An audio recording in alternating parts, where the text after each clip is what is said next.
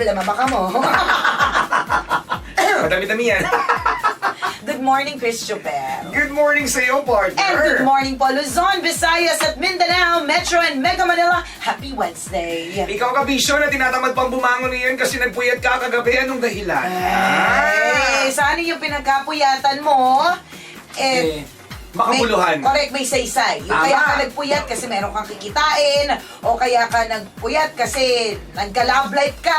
Correct. Hindi yung naganda puyat-puyat ka para saan? Kakaboso na naman. Correct, ay tama na yan. Tapos magtataka ka, bakit kami kulite? Ay, kakalurke. O, ikaw, kabisyo, na namamaga ang mata ngayon, matindi ang eye bags, gusto mo lagyan natin ng barya? Mukhang kasya. Yun ang nakakalurke dyan eh, no? Ang hirap ng puyat eh, no? Correct, Lakas ang hirap. makapangit. Ang lakas, at saka ang lakas makapagod kapag Tama. kapuyat ka. Ang lakas maka-haggard, ganyan. Ang lakas maka-oily, basta ang lakas maka-tsaka. Kaya ito po yung regimen ng mga beauty queen na kahit na hindi po talaga sila nagpapahid na masyadong maraming koloret, pampachuba sa kanilang mga mukha. Ang isa sa mga regimen nila is they get at least 8 8 hours of sleep. Importante yan, mga kaibigan. Kasi yung tulog po na yan yung magre-rejuvenate sa'yo. Correct. Yung magbabalik ng sigla sa'yo. Kapag ka lagi ka napupuyat, takaw. Lutang talagang Lutang, takbo ng sabaw, isip mo. wali. Sabaw na walang lasa, di ba? Sabaw, di ba? Yung parang nakatitig sa yung boss mo, may na-expect mo nintindihan. Sabaw talaga. Totoo yan. Nakakalerty. Parang kang bukong walang laman, di ba?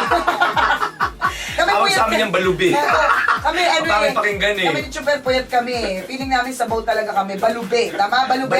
Balube. Yung buko, na pag binuksan mo, akala mo may laman, yung pala wala. Wala. Di ba? Wala na nga juice, wala pang meat.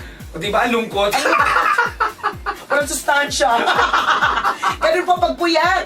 Mga Totoo yan. kabisyo, kaya iwasan niyo po yung pagpupuyat. Lalo na, kung yung dahilan ng pagpupuyat, wala lang naman. Katulad ng nagpupuyat ka, kaka-Xbox, o kaya nagpupuyat ka, Kakachat sa wala na makakwenta-kwentang correct ka. nilalang. True. Diba? Yung check and check ng profile ng Facebook profile ng mga kaibigan mo hanggang sa na-realize mo alas 2 na pala, hindi ka na nakatulog. Uy, ito yun, hindi natin namamalayan ang Oo. oras kaka-Facebook, Correct ka. kakasilip sa mga pictures ng ibang tao. Tama, kakatingin ng profile nila. Before we know it, 1, 2, 3 oras na pala nakalipas, puyat na puyat po tayo. Correct, ang hirap kaya ng puyatin mo kung mas malusog pa yung eye bags ko kaysa Kesa sa abs katawan mo. ko. Buti ba yung eyebags mo malusog? Yung katawan ko, flat na flat, walang chest eh. Buti ba yung eyebags mo may laman? May umbok. Yung iba malala, kasi ikaw lalaki ka, partner. Sa bagay. Hindi naman lalaki, kailangan may chest, di ba? Kasi Oo. hindi naman lahat nag-exercise. Mas malala yung babae. Na mas Malubi malusog din. mas malusog pa yung eyebags na kaysa sa boobs niya. Gusto mo yun? Ang tanging umbok sa katawan mo, eyebags. Kaya yan nga Dahil sa kakapuyat na yan. Yung paminsan na napupuyat ka dahil sa kung ano man dahilan, nagkaroon ng party, nagkaroon ng selebrasyon, okay lang yun. Pero kung gabi-gabi mo ginagawa o kaya ilang beses sa isang linggo mo Habit ginagawa mo lang, yan. mga bad habit mo na ang Oo. pagpupuyat. Ay, pangit yan. Hindi maganda para sa kalusugan. Correct, ha? Kaya Kaya, nakakapangit po yan. tulad kaya itigil na po yung ganyang klaseng pangit na habit. Totoo yan, di naman mas malusog pa yung eye bags mo kasi sa love life Correct. mo. Ano masaklap talaga dyan eh. Eh, Mas malusog pa yung eyebags mo kaysa sa dibdib mo, kung babae ka. Mas malusog pa yung eyebags mo kaysa sa love life mo. Nalungkot na ako dun, partner eh. Correct. Parang ihi lang yan, di ba? Mas malakas pa yung ano ba yun na? Yung... Mas ang ihi mo? Correct. Kaysa Sige, sa ano love ba? life Ano ba yung mo. mga ano natin? Analogy natin dyan? Ay, nako. Basta Yung ganyan talaga naisip pagkapagpuyat ka eh.